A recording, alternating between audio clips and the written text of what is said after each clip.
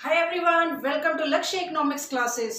Students, आज हम probability का टॉपिक करेंगे मल्टीप्लिकेशन थ्योरम। तो स्टूडेंट्स, मल्टीप्लिकेशन थ्योरम में क्या होता है कि जितने भी इवेंट्स होते हैं उन सभी को आपस में मल्टीपल कर देते हैं। सपोज कि एक कॉइन है और कॉइन को मैंने टॉस किया 3 टाइम्स। ओके, तो 3 टाइम्स जब मैंने कॉइन को टॉस किया तो उनकी प्रोबेबिलिटी क्या होगी हर बार आने की। सपोज कि वो कह रहा है कि हेड के आने की प्रोबेबिलिटी बताओ, और कॉइन को 3 टाइम्स टॉस किया तो हर बार हेड आने की प्रोबेबिलिटी क्या होगी 1/2, 1/2 एंड 1/2। तो हम क्या करेंगे, तीनों के तीनों इवेंट्स को आपस में मल्टीपल कर देंगे। This is called multiplication theorems. Okay students, तो इसके 2 टर्म्स है। एक तो है multiplication theorem for independent events, and second है multiplication theorem for dependent events. तो स्टूडेंट्स, सबसे पहले हम करते हैं इंडिपेंडेंट इवेंट्स। तो इंडिपेंडेंट इवेंट्स में क्या होता है कि विद रिप्लेसमेंट जो भी इवेंट होगा वो विद रिप्लेसमेंट होगा। इसका फॉर्मूला कैसे लिखते होते हैं students, P A B P A into P B, कि जितने भी इवेंट्स होंगे वो आपस में क्या होंगे, इंडिपेंडेंट होंगे, इनका आपस में कोई लेना देना नहीं है, और with replacement. With replacement means students कि सपोज 52 कार्ड्स है एक पैक के अंदर। ओके, और मैंने किंग निकालना है। किंग निकाला है तो फर्स्ट टाइम किंग निकालने की प्रोबेबिलिटी क्या होगी 4/52 होता है। ठीक है, अब वो कार्ड मैं रिप्लेस कर दूंगी, उसके अंदर दोबारा उसी में डाल दूंगी। वो कह रहा है कि 2 बार किंग आने की प्रोबेबिलिटी बताओ, 2 बार 2 टाइम्स प्रोबेबिलिटी बताओ किंग आने की। तो 2 टाइम्स सेकेंड टाइम भी क्या होगा 4/52 ही होगा। ठीक है, तो क्या है विद रिप्लेसमेंट। तो ये multiplication theorem for independent events. तो स्टूडेंट्स, ये इसका फॉर्मूला है, P A means probability of favourable cases of event A, and PB probability of favorable cases of event B। Okay students, तो जो PA है उसको हम कैसे लिख सकते हैं, M1 बटा N1। M1 क्या है, फेवरेबल केसेस, और N1 total number of cases. Okay students, ऐसे PB M2 N2 लिख देती हूँ, वो भी फेवरेबल केसेस बटा total number of cases. Okay students, अब अगर मैं इसमें पुट कर देती हूँ ये दोनों वैल्यूज, तो कैसे लिख सकते हैं, M1 बटा N1 इंटू M2 बटा N2, M1 M2 N1 N2। ठीक है, अब M1 बटा N1 है वो क्या है, PA इंटू ये क्या है PB। ठीक है, तो दोनों में से कुछ भी हम लिख सकते हैं। तो हमारा फॉर्मूला क्या आता है, PAB product of A and product of P B. Okay students, तो अब हम इनके करते हैं क्वेश्चंस।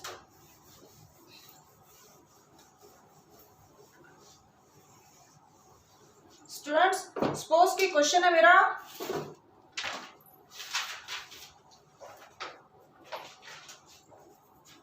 कि from a pack of 52 cards, 2 cards are drawn. 2 cards are drawn at random, one after another with replacement. Students, question में ये mention किया होगा विद रिप्लेसमेंट या विदाउट रिप्लेसमेंट। ओके, तो इस क्वेश्चन में हमें लिखा हुआ है कि विद रिप्लेसमेंट। तो प्रोबेबिलिटी ऑफ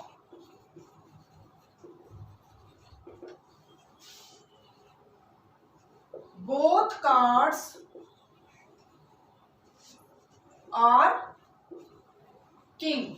तो किंग के आने की प्रोबेबिलिटी बताओ। दोनों के दोनों कार्ड क्या होने चाहिए? किंग होने चाहिए। तो पी ए मीन्स की प्रोबेबिलिटी ऑफ गेटिंग किंग क्या होगी? किंग कितने हैं हमारे एक कार्ड के अंदर? देखो एन क्या है हमारे पास 52 और किंग क्या है 4। तो 4/52 मीन्स कि M1 बटा N1 favourable cases divided by total number of cases. P B second event, जब सेकेंड टाइम कार्ड निकाला जाता है तब उसकी प्रोबेबिलिटी क्या होगी? Probability of getting second time king, वो भी क्या होगी 4/52, जो कि हम M2 बटा N2 लिख सकते हैं। ओके स्टूडेंट्स, तो हमारा फॉर्मूला क्या था? बोथ कार्ड्स की प्रोबेबिलिटी बताओ। P A B, probability of both king cards. तो बोथ किंग कार्ड्स का फॉर्मूला हमारा क्या था स्टूडेंट्स? पी ए बी का P A into P B, P A into P B. तो पी ए हमारे पास क्या है 4/52 इंटू 4/52, तो ये आ जाएगा 13 1/169। That's our answer. Okay students, clear? Students, next हमारा क्वेश्चन है कि a bag contain 5 white and 3 black ball. 2 ball are drawn randomly one after another with replacement. Probability of both balls are black. दोनों की दोनों ball कौन सी होनी चाहिए? Black होनी चाहिए। तो ब्लैक बॉल निकालने की प्रोबेबिलिटी हमें पता करनी है। ठीक है, तो सबसे पहले हम क्या निकालेंगे? Total number of cases. तो टोटल नंबर ऑफ केसेस हमारे पास 5 व्हाइट बॉल है प्लस 3 ब्लैक बॉल्स है, तो टोटल क्या होगी 8 बॉल्स होगी। ठीक है स्टूडेंट्स, अब वो कह रहा है कि दोनों की दोनों बॉल निकालनी है, वो कौन सी होनी चाहिए? ब्लैक होनी चाहिए। अब ब्लैक बॉल के आने की प्रोबेबिलिटी क्या है? फर्स्ट टाइम निकालेंगे पी ए मीन्स M1 बटा N favourable cases divided by total number of cases. तो स्टूडेंट्स, जो ब्लैक बॉल है उसके आने की प्रोबेबिलिटी क्या है? 3/8। ओके, अब सेकेंड टाइम वो बॉल निकालेंगे M2 बटा N2 favourable cases divided by total number of cases second time भी 3/8 ही होगी ना, क्योंकि दोनों की दोनों बॉल हम कौन सी निकाल रहे हैं, ब्लैक बॉल निकाल रहे हैं, व्हाइट बॉल हम नहीं निकाल रहे हैं, इसलिए इसको छोड़ दो, इसको नहीं लेना है। ओके स्टूडेंट्स, सिर्फ ब्लैक बॉल लेंगे और दोनों बार ही क्या आएगा 3/8 और 3/8, क्योंकि विद रिप्लेसमेंट है कि मैंने बॉल फर्स्ट टाइम निकाल ली बैग में से, फिर मैंने दोबारा उस बैग में डाल दी है, फिर मैंने दोबारा बैग में से निकाल ली, तो दोनों टाइम में क्या आई, ब्लैक बॉल आई। तो दोनों के दोनों टाइम प्रोबेबिलिटी क्या होगी, 3/8 और 3/8। तो अब टोटल प्रोबेबिलिटी क्या होगी, probability of both black ball, जो कि PAB है। ओके स्टूडेंट्स, तो PA into PB 3/8 into 3/8 9/64, that's our answer. Okay students, एक क्वेश्चन और देख लो। स्टूडेंट्स, नेक्स्ट हमारा क्वेश्चन है, a bag contain 4 red ball, 3 white ball and 5 black ball. 2 balls are drawn randomly one after another with replacement. Probability of red and black ball. तो red ball और black ball आने की probability हमें बतानी है। तो सबसे पहले हम लिखेंगे total number of cases, total number of cases. तो स्टूडेंट्स, हमारे पास 4 रेड बॉल है, 3 व्हाइट बॉल है एंड 5 ब्लैक बॉल है, तो टोटल हमारे पास 12 बॉल्स है। ओके स्टूडेंट्स, अब हमें प्रोबेबिलिटी किस किस की निकालनी है, रेड बॉल के आने की और ब्लैक बॉल आने की। ओके स्टूडेंट्स, तो रेड बॉल है उसे हम ले सकते हैं PA और जो ब्लैक बॉल है उसे ले लेंगे PB, दो ही चाहिए ना हमें। तो सबसे पहले लिखेंगे PA, प्रोबेबिलिटी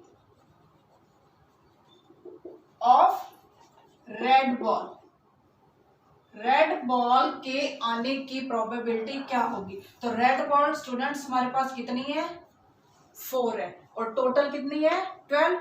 तो हमारा फॉर्मूला क्या होता है, favourable cases divided by total number of cases.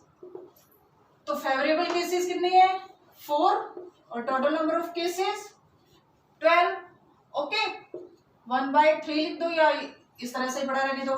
Next PB, probability of black ball, black ball आने की प्रोबेबिलिटी क्या होगी हमारी, ब्लैक बॉल है हमारे पास 5, तो 5/12। ओके स्टूडेंट्स, तो अब टोटल प्रोबेबिलिटी क्या होगी, probability of red and black ball PAB, PA into PB। Okay students, तो PA हमारे पास क्या था 4/12 और ब्लैक बॉल कितनी थी हमारे पास 5/12। तो ये आ जाएगा हमारा answer 20/144, 10/72।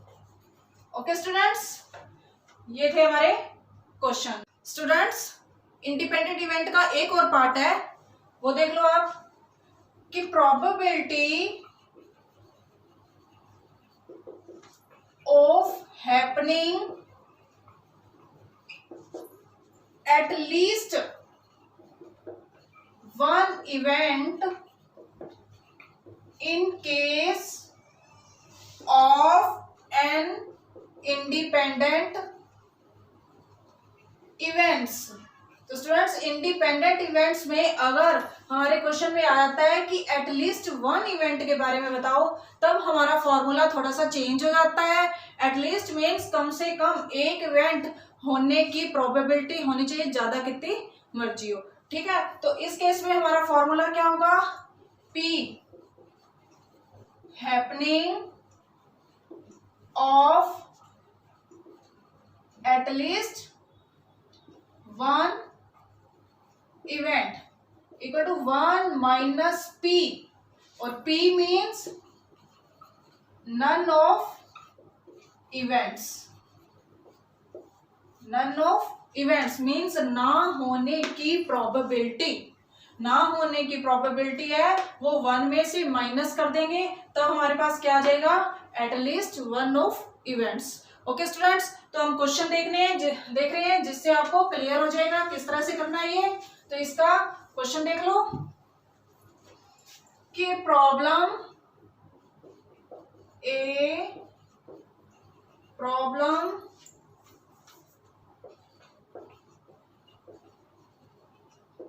in statistics is given to 3 students ABC whose chances of solving 1/2, 1/3 and 1/4. The problem will be solved at least one. तो एक प्रॉब्लम सॉल्व होने की प्रोबेबिलिटी क्या होगी. क्वेश्चन क्या है हमारा कि problem in statistics is given to 3 students. हमारे पास 3 स्टूडेंट्स हैं. चांसेस ऑफ सॉल्विंग जिनके की प्रोबेबिलिटी क्या, चांसेस क्या है सॉल्व करने की क्वेश्चन की 1/2, 1/3 एंड 1/4. ओके, तो वो कह रहा है कि problem will be solved at least one. तो प्रोबेबिलिटी क्या होगी, एटलीस्ट कम से कम एक क्वेश्चन सॉल्व करने की प्रोबेबिलिटी क्या होगी. तो देखो स्टूडेंट्स, इस क्वेश्चन में सबसे पहले हमें सॉल्विंग दिया हुआ है कि सॉल्विंग ऑफ क्वेश्चन क्या है 1/2, 1/3 एंड 1/4. तो सबसे पहले हम क्या लिखेंगे, P A probability of solving problem 1/2. देखो इसे PA ले लेते हैं, इसको B ले लेते हैं और इसको C ले लेते हैं. ओके स्टूडेंट्स, हमारे पास ABC 3 स्टूडेंट्स दिए भी हुए हैं. ABC हम ले लेते हैं. Probability of solving problem first student की है 1/2. प्रोबेबिलिटी ऑफ सेकंड स्टूडेंट की है, probability of solving problem 1/3 and third student की है प्रोबेबिलिटी ऑफ सॉल्विंग प्रॉब्लम 1/4. तो ये तो है स्टूडेंट्स हमारे पास सॉल्विंग प्रॉब्लम. अब हमने निकालना है नॉट सॉल्विंग. तो नॉट सॉल्विंग P ऊपर A के ऊपर डैश लगा दें कि नहीं सॉल्व हो रहा है. तो probability of not solving problem क्या होगा, जो ये 1/2 है इसको 1 में से माइनस कर दें. देखो ये होता है ना हमारा फॉर्मूला 1/P, 1 माइनस 1/P होता है. तो अब इसमें से 1 में से 1/2 माइनस कर दो तो 1/2 आ जाएगा. ठीक है, अब second probability of not solving problem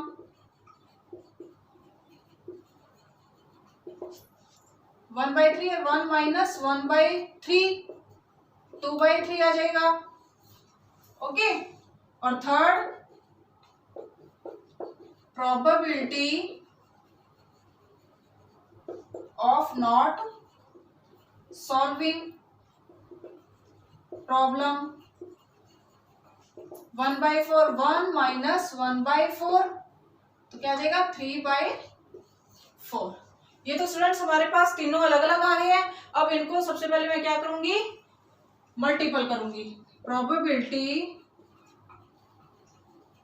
of not solving problem of all means PA into PB into PC, तीनों को मल्टीपल कर दो, 1/2 इंटू 2/3 इंटू 3/4 1/4। ओके स्टूडेंट्स, तो ये आ गया नॉट सॉल्विंग प्रॉब्लम। अब स्टूडेंट्स जो मेन हमारा क्वेश्चन था वो क्या कह रहा है कि एटलीस्ट वन प्रॉब्लम होने की प्रोबेबिलिटी हमें बताओ। तो एटलीस्ट वन कैसे लिखेंगे, probability of at least one problem solving, 1 minus P, और पी हमारा क्या है ये कि नॉट सॉल्विंग प्रॉब्लम। तो 1 माइनस नॉट सॉल्विंग प्रॉब्लम क्या आई थी 1/4, 1/4। तो हमारा आंसर क्या आ जाएगा 3/4। दिस इज आवर आंसर की probability of at least one problem solving. Okay students, तो ये इसके एक और पार्ट था छोटा सा, ये कंप्लीट हो चुका है। अब इसकी नेक्स्ट टर्म है स्टूडेंट्स, नेक्स्ट हमारी टर्म है मल्टीप्लिकेशन थ्योरम की, multiplication theorem for dependent events. Dependent events means ये है स्टूडेंट्स कि जो प्रोबेबिलिटी ऑफ फर्स्ट इवेंट है वो इफेक्ट करता है सेकेंड इवेंट पे, accuracy on the effect of other events. Okay students, तो इसमें एक और बात बताता है, इसको एक और टर्म्स लिख सकते हैं हम, multiplication theorem in case of conditional event. इसमें स्टूडेंट्स कंडीशंस लगती है, और कंडीशंस कैसे लगती है कि एक तो फर्स्ट टाइम कि इफ बी गिवन ए, तो कैसे लिखेंगे पी बी बटा ए, कि अगर ए इवेंट गिवन हो तो हमें बी की प्रोबेबिलिटी निकालनी है। ए गिवन हो, बी की प्रोबेबिलिटी निकालेंगे, फॉर्मूला क्या होगा पी ए बी बटा probability of A. Okay students, तो ये इसको इधर ले आओ, इसको इधर ले जाओ, तो ये हमारा फॉर्मूला क्या बन जाएगा P A B P A into probability of B A. तो स्टूडेंट्स जो हमारा फॉर्मूला होता है डिपेंडेंट इवेंट्स का, वो इस तरह से फॉर्मूला तैयार हो जाता है कि डिपेंडेंट इवेंट्स में हम क्या लेते हैं कि probability of A multiple probability of B given A. Okay students, और इफ कि ए गिवन बी, हमें बी गिवन हो, बी इवेंट गिवन हो, बट हमें ए इवेंट निकालना है, तब प्रोबेबिलिटी क्या होगी ए डिवाइडेड बाय बी, कि बी तो हमें गिवन है, जो गिवन होता है वो नीचे आता है, और जो प्रोबेबिलिटी हमने निकालनी है वो ऊपर आएगा। ठीक है, तो पी ए बी बटा पी बी, तो जो नीचे होता है जो गिवन होता है वो यहाँ नीचे आता है। ओके स्टूडेंट्स, ये थोड़ी छोटी सी ट्रिक है, ये याद कर लेना कि जो नीचे होएगा वही नीचे आएगा। अब इस फॉर्मूले को कैसे लिख सकते हैं P A B P B into P A बटा बी। ओके स्टूडेंट्स, तो ये हमारे दोनों ये फॉर्मूला और ये फॉर्मूला ये यूज होता है डिपेंडेंट इवेंट्स में। तो कंडीशंस लगती है, कंडीशंस हमारी क्या होती है कि B given A if A given B. एक और बात स्टूडेंट्स कि डिपेंडेंट इवेंट्स क्या होता है विदाउट रिप्लेसमेंट,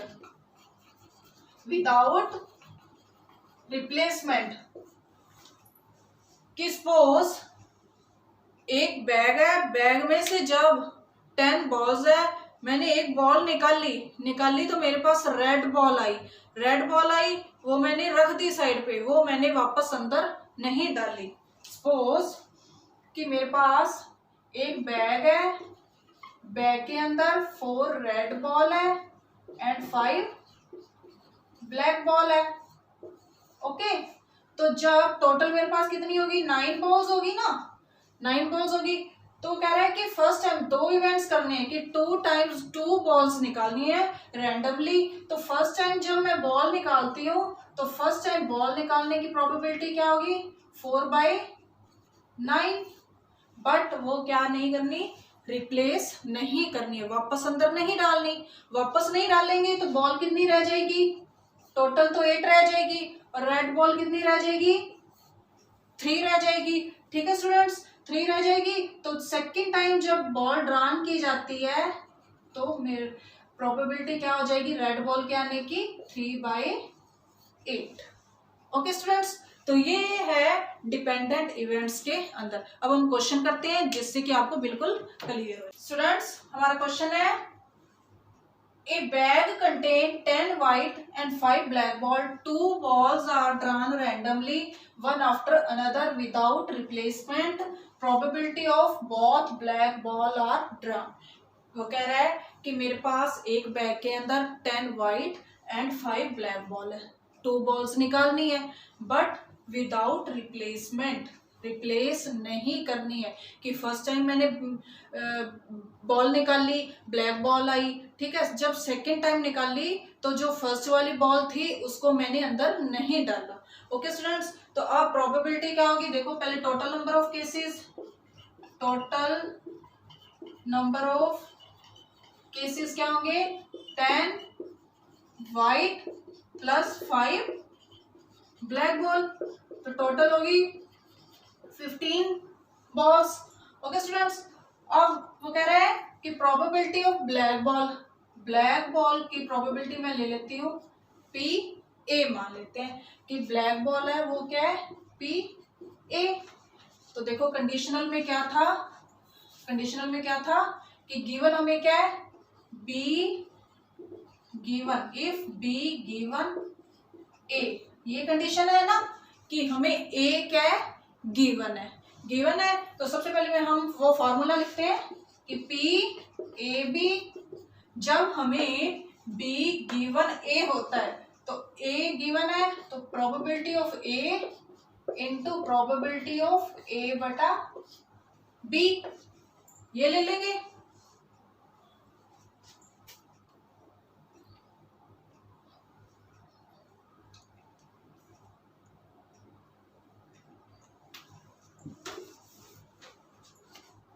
स्टूडेंट्स, अगर हमें इफ B गिवन A होता है तब हमारा फॉर्मूला क्या होता है, PAB equal to PA। A हमें गिवन है इसलिए हम A निकालेंगे first time, second time PB बटा A, मीन्स A हमें गिवन है, निकालना क्या है, B। ओके स्टूडेंट्स, ये फॉर्मूला। अब देखो कि हमने कैसे निकालना है कि PA निकालेंगे सबसे पहले कि फर्स्ट टाइम जो प्रोबेबिलिटी ऑफ ब्लैक बॉल के आने की प्रोबेबिलिटी क्या होगी, 5/12। ओके, 12 नहीं, सॉरी 15, कि हमारी जो ब्लैक बॉल है वो कितनी है, 5 है, और जो टोटल नंबर ऑफ बॉल कितनी है, 15 है, तो 5/15। अब वो कह रहा है कि B गिवन A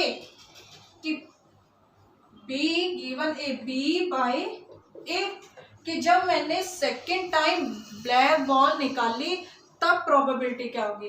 तो स्टूडेंट्स, सेकेंड टाइम की प्रोबेबिलिटी क्या होगी, probability of second time black ball, second time drawn black ball क्या होगी, देखो जो ब्लैक बॉल थी वो पहले 5 थी, अब एक तो निकाल ली, बाकी कितनी रहेगी, 4। अब टोटल कितनी थी, पहले 15 थी और अब बैग के अंदर कितनी रहेगी, 14, तो 14 बॉल्स आ गई। ओके स्टूडेंट्स, अब फॉर्मूला क्या था, ये फॉर्मूला था, इसके अंदर पुट कर दो। पी ए हमारा क्या आया था 5/15 इंटू बी बाई ए 4/14, निकाल लो अब 20/210। ओके स्टूडेंट्स, अगर इसको आगे सॉल्व कर सकते हैं तो कर दो, 2/21 आ जाएगा। ओके, तो ये है क्वेश्चन।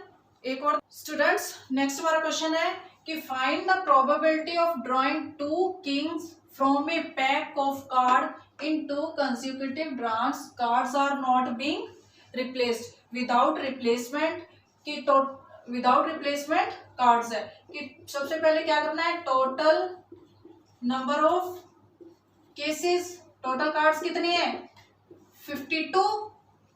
अब प्रोबेबिलिटी किसकी निकालनी है, किंग कि दोनों के दोनों किंग होने चाहिए। तो किंग को हम ले लेते हैं students P A, find the probability of king drawn. तो स्टूडेंट्स किंग कितने होते हैं एक कार्ड के अंदर 4, 4/52। ओके, अब वो कह रहा है कि पी ए गिवन है, मीन्स बी निकालना है, बी गिवन ए, तो क्या आ जाएगा बी बाय ए लिख देंगे। ठीक है, जब सेकेंड टाइम प्रोबेबिलिटी क्या होगी, probability of second time drawn king, तो बाकी किंग कितने रह जाएंगे स्टूडेंट्स, फर्स्ट टाइम 4 थे, जब वो एक कार्ड मैंने बाहर निकाल लिया तो कितने रह जाएंगे 3 कार्ड्स, 3, एंड जो टोटल नंबर ऑफ कार्ड थे 52 थे, अब कितने रह जाएंगे 51। ओके स्टूडेंट्स, अब इनको मल्टीपल कर दो, P A B, P A हमारा क्या है P A into P B. Okay, अब पुट कर दो वैल्यूज, 4/52 इंटू 3/51, 13 एंड 17। ओके, तो ये आ जाएगा सॉल्व करके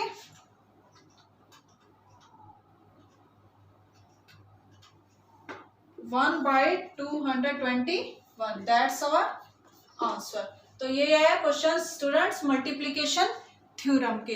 तो स्टूडेंट्स आज हमने मल्टीप्लिकेशन थ्योरम कंप्लीट कर ली है। ओके स्टूडेंट्स, और नेक्स्ट मैं आपके लिए लेके आऊंगी बेस थ्योरम, और तब तक के लिए थैंक यू वेरी मच।